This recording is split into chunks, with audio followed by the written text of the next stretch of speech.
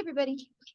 So today we are going to be talking some more about using astrology as a tool in your mental health arsenal, how you can use astrology to understand your own mental health better, or any mental health struggles that you might have, or if you're looking at somebody else's chart, how to understand any mental health struggles that they might have. I want to throw out the disclaimer though first. I did a video about the same sort of thing last week. I had this disclaimer. I'm going to have the same one here, which is that, I am not at all saying that people should ditch traditional forms of mental health like psychologists, psychiatrists, medicine, anything like that. I'm certainly not saying that people should ditch those things and only use astrology for their mental health. I feel like I shouldn't have to say this, but I feel like I still have to say it. Like, I'm in no way, shape, or form advocating for people solely using astrology to help them with their mental health. Though, of course, if you want to go that route, by all means do it.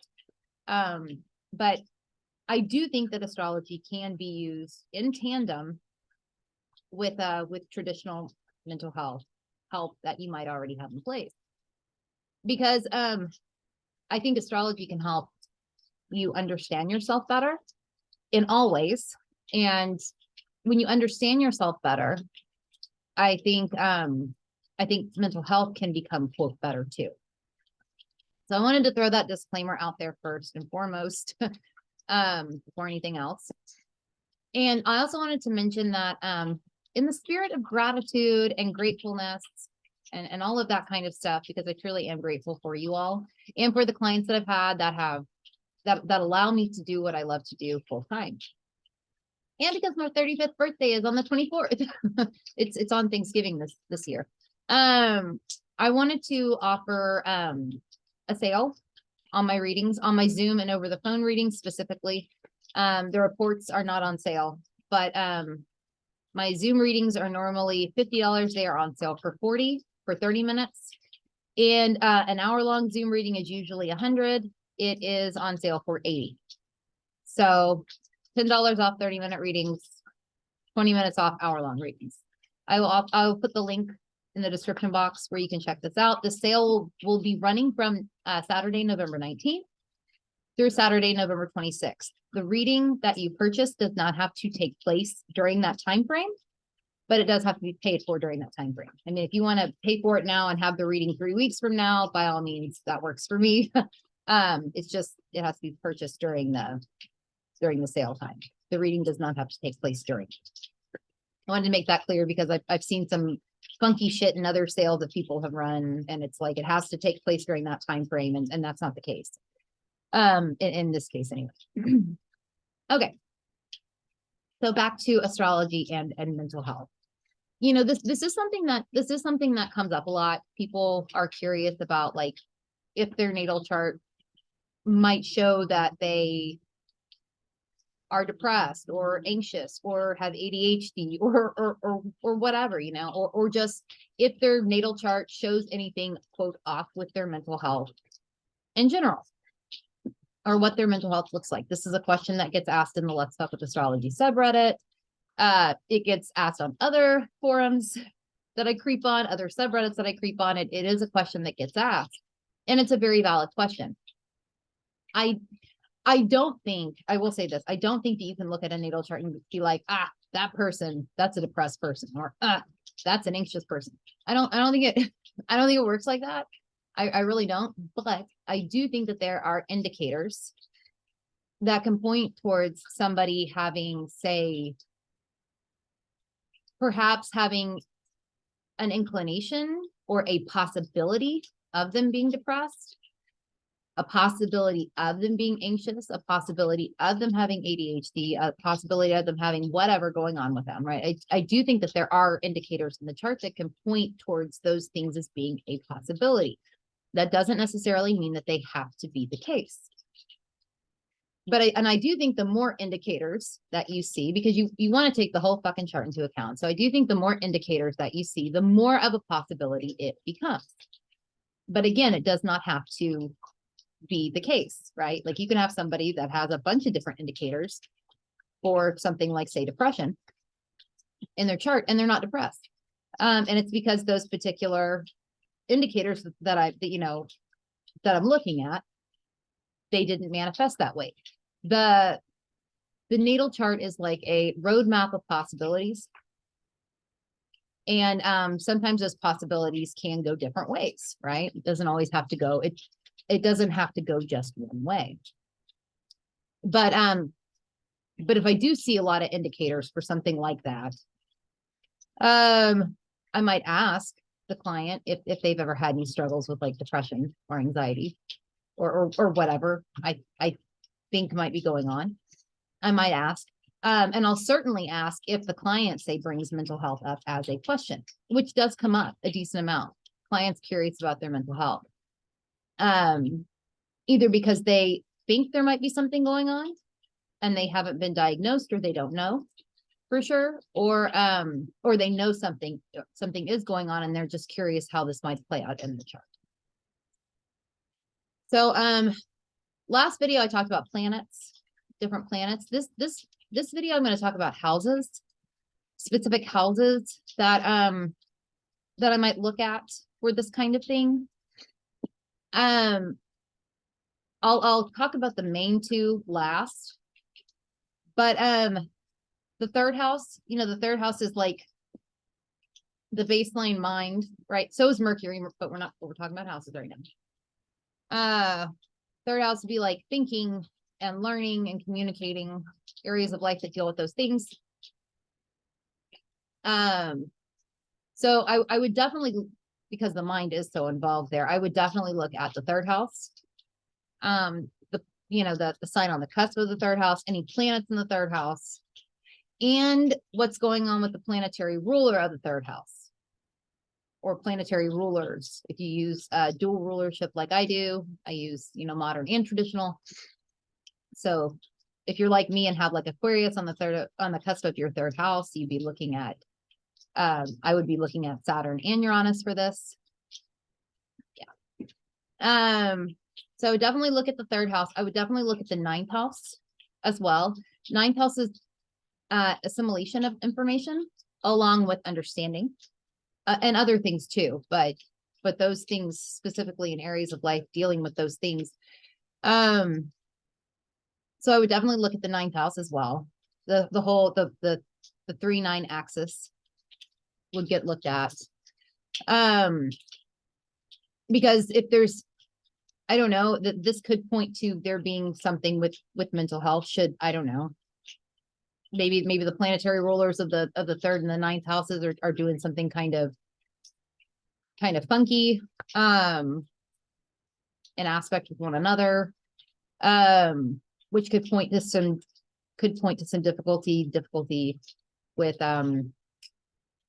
thinking and understanding, perhaps, which can totally play into mental health, right? These kinds of things. So I would definitely look at those two houses, and what the planetary rulers of those two houses are doing in the chart to one another. And even to Mercury too, what they're doing to Mercury in the chart. Another house that I would look at, I'll go ahead and start screen sharing. I'm gonna do that and kind of started talking and forgot. Okay. Okay. So another house that I would look at is the 8th house. The 8th house is incredibly psychological. I would definitely look at the 8th house just to kind of get an idea of like how the psychology of the person might express itself, how aware of this they might be, right? Any planets in the 8th house I would take note of. Where the planetary ruler of the 8th house falls in the chart. In my case, this is my chart, and in my case, Cancer's on the cusp of the 8th house, so I'd be looking at the moon, and Capricorn in the 1st house, which does something more than what I want to go into here, I guess. But yeah. So you'd want to look at all of I would look at those 3 houses for sure. But the biggest two, in my opinion, for mental health, are the 6-12 axis or the 6th house and the 12th house. And the reason for that is the 6th house, is health, is the house of health, among other things. Now, some people feel like the 6th house is only physical health. If you are one of those people, by all means, that's fine. I'm not trying to say you're not right or anything like that. But I do take a mental and physical health approach to the 6th house. I think the 6th house can deal with health in both of those ways. Whereas the 12th house, I feel like, is mental and spiritual health. I feel like it ties into those things, to those particular things. So this whole axis, the 6-12 axis, deals with spiritual, the health of the mind, body, and spirit. This axis functioning together brings all of that into play. And the 6th house is incredibly physical world rooted. It is the physical world, whereas the 12th house is not the physical world. It is much more unconscious. All of, it's just much more unconscious. So I would definitely look for mental health at both of these houses and kind of what's going on inside of them, any planets inside of them. I don't have anything in my 6th house, but I do have the sun in my 12th. So definitely take note of that. Take note of the signs on the cusps of the 6th house and the 12th house. I have Taurus on the cusp of my 6th house. So looking at that, this house is going to want to express itself in secure ways, in stable ways, and comfortable ways, and other Taurus, ways that you want to throw out there. And this will translate into areas dealing with, physical and mental health. I will want these to be comfortable, secure, stable. Though at the same time, there have been several times in my life where I have literally felt like all I was doing was surviving, which is also a Taurus thing. Survival is also a Taurus notion. So it can also go that way too. But yeah, that's kind of how I might express these particular 6th house areas of life, among other 6th house areas of life too. And then you'd also want to look at where the planetary ruler of the 6th house falls. In my case, it's Venus. Venus is the ruler of Taurus, and Venus is in the 1st house in Sagittarius. So you want to take note of that too. Kind of flesh it out further. How this might play out. And then you'd want to look at the 12th house. 12th house is more unconscious, it is a spiritual place. It's also a place that they say is a house of bondage and a house of undoing and all of this. And it can be. I mean, it certainly can be. But I think a lot of that has to do with the unconscious nature of this house and how unconscious it is. Sometimes I think the unconscious things can be undoing, our quote self-undoing, can be bondage, quote bondage, because of the nature of them being so unconscious. So I have Scorpio on the cusp of my 12th house. This does make me think that I probably, and I know this is true. I hold on to things longer than I should unconsciously. I'll think I've worked through something, and then something will happen, and I'll kind of get this like pang of like, shit. That so reminds me of this thing that happened 10 years ago that I thought I'd fucking worked through, and now I'm feeling some kind of way about that and about this. So I do know that unconsciously I have a tendency to hold on to things that I think that I've fully released, and I haven't. Though that it is what it is. But I do think, the 12th house, a big part of the 12th house is release. So as long as there is a release here, specifically, I would say, especially when you've got like Taurus or Scorpio on the cusp of the 12th, because both of those sign energies can fucking hold on to shit. The only difference is Scorpio knows it needs to let things go. Taurus doesn't always realize that. So I don't know, Taurus might even be a little bit more quote difficult in that case. But on the 12th house, because maybe. But yeah, So the 12th house in my case is going to kind of express itself like that, or perhaps there's more emotional, Scorpio energy's emotional, intensely emotional. Perhaps there's more intense emotion than I'm conscious to, which is also very true, I think. And all of this kind of stuff will play into my spiritual and mental health, along with other 12th house areas of life. So then I'd want to look at the planetary rulers of Scorpio. Again, I use dual rulership. So I'm looking at Mars and Pluto. Mars is the traditional ruler of Scorpio. Pluto is the modern ruler. Both of these are in Scorpio, but they're in the 11th house. So I would definitely want to look at that also in terms of how from the lens of mental and spiritual health, kind of how this might play out for me. With the planetary rulers in Scorpio in the 11th. Where and how that might play out for me. Also here though, all the different axes, I think that's how it said, kind of function together. Here in this case, I would totally want to see what the planetary rulers of the 6th and the 12th houses are doing in the chart to one another.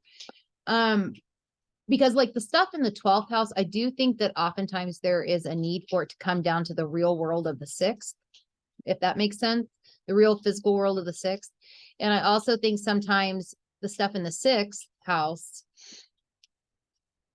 needs to kind of go to the more spiritual end of things with the 12th. I do think that there can be a need for that. So I do think it's a good idea to look at what the planetary rulers of both of these houses in your natal chart are doing to, like in my case, I've got Pluto really doesn't make an aspect with Venus, but Mars does. Mars makes a sextile with Venus.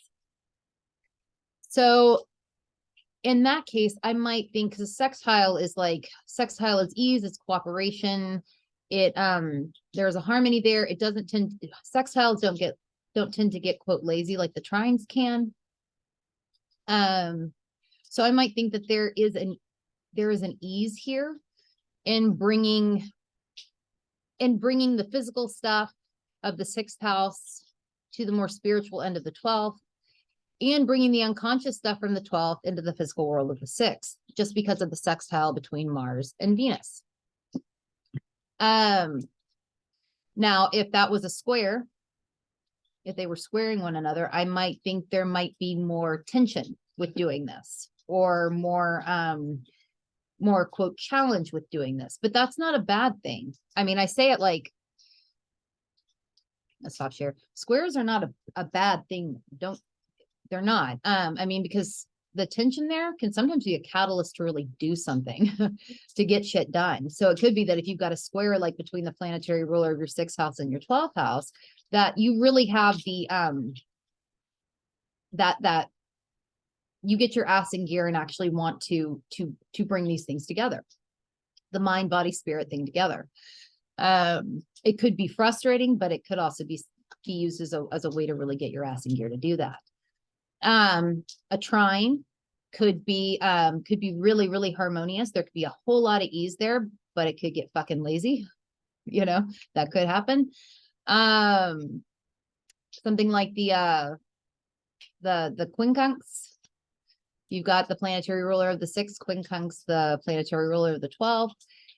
This one might be more difficult just because those planets don't always see one another at the same time. Like those planets might not be seen at the same time or felt at the same time. So that one might be more difficult. Some adjustments would have to be made.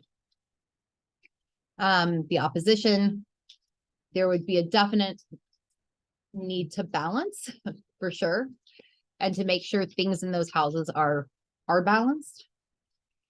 But I do think that's an interesting thing to look at, because it can give you an idea kind of how, because I do think that mind, body, spirit thing in the 6th and the 12th houses. Yeah, I think looking at the planetary rulers of each can kind of give you an idea as to how easy that might be, how challenging that might be, or what have you. So I would definitely take a look at that in your own chart. If you have anything, if you want to look at the chart from a mental health lens. And just to be clear, it's not like I'm always looking at natal charts from this kind of a lens, from from a mental health lens. But I definitely think it is a very valuable thing to look at, especially if you yourself struggle with anything mental health related or ever have, or you read for people that you know or for clients and you know that they struggle. This can be a very valuable thing to look at. Because it can just help things make sense, if that makes sense. Anyway, I am going to head off, but if anybody wants to share anything from their own charts, you can put it in the comments below. I'd love to read them if you feel like sharing. I know that this can be a little bit more sensitive of a subject, so I don't like expect people to, but if you want to, by all means. And I'll put where you can find me in the description box below. And I will see you all later.